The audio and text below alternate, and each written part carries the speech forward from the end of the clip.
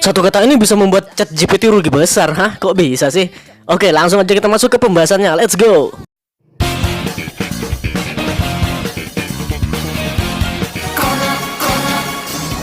Oke teman-teman semuanya, tentunya kebanyakan dari kita pasti sudah tahu lah ya tentang apa itu chat GPT ya. Pasti udah banyak yang pakai juga lah, walaupun admin pribadi lebih sering menggunakan ringkasan AI Google gitu. Tapi ya it's okay lah, semua nggak harus sama kan guys ya, biar perekonomian berputar gitu maksudnya. Kayak gasing, kayak Beyblade lah. Yang penting bukan kayak ini ya, pembelaan siapa gitu yang muter-muter. Oke, balik lagi skip. Oke, teman-teman, sebenarnya baru-baru ini atau belum lama ini CEO OpenAI yang bernama Sam Altman ini meskipun namanya Sam tapi dia bukan orang Malang ya guys ya. Astagfirullahaladzim. Innalillah.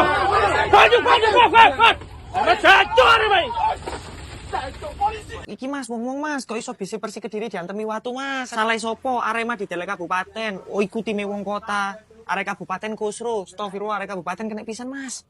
Aku Arek Kabupaten gak kusro padahal mas, sumpah mas. Astagfirullah, isin mas. Malang bukan hanya tentang sepak bola mas. Astagfirullah.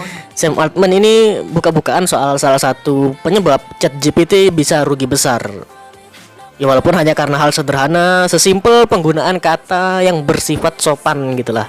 Bisa dibilang kayak kata tolong contohnya. Ya kalau di bahasa Inggris ya please gitu. Jadi kalian ngetik di chat GPT apa-apa pakai please gitu. Nah, itu menurut si Pak Altman ini guys, tindakan semacam itu atau perilaku semacam itu dapat menaikkan biaya listrik yang digunakan oleh mereka gitu loh. Secara memang chat GPT itu kan menggunakan LLMS ya, yaitu Large Language Models. Jadi LLMS yang mana hal ini membuat chatbot itu membutuhkan daya komputasi yang tinggi, lumayan tinggi, cukup tinggi. Yang mana mereka ini kan menggunakan ribuan unit GPU, GPU. Anjing, kosok pijat urut, bro. Digosok-gosok pakai GPU, dipijit-pijit pakai GPU, diurut-urut pakai GPU. Ribuan unit GPU guys, GPU. Dengan GPU-nya tuh kinerjanya juga tinggi gitu per unitnya gitu loh. Sehingga ya tentunya bisa menyebabkan penyedotan energi dalam skala besar. Oke, kita buat hitung-hitungan simple aja ya guys ya. Anggap aja kira-kira per satu respon singkat terhadap sebuah paragraf gitu ya, itu bisa memakan 0,14 kilowatt hours listrik. Yang mana angka sebesar itu kalau diibaratkan dicari penerapannya, misalnya itu sama dengan 14 lampu LED yang dinyalakan terus-terusan selama 1 jam. Buset, bayangin kalau kalian nanyain hal-hal yang nggak penting gitu ya, kayak kalian anggap aja kalian lagi gabut gitu, iseng-iseng gitu kan, beban listriknya terbuang sia-sia cuy. Ya nggak apa-apa sih, yang bayar kan mereka bukan kita gitu, palingan kita bayar kuota doang kan. Kalau pakai kuota gitu.